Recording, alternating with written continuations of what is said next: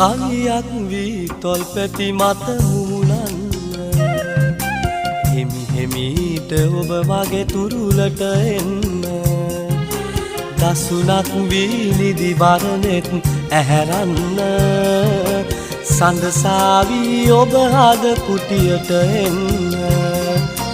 කවියක් වී තොල්පැති මත මුමුණන්න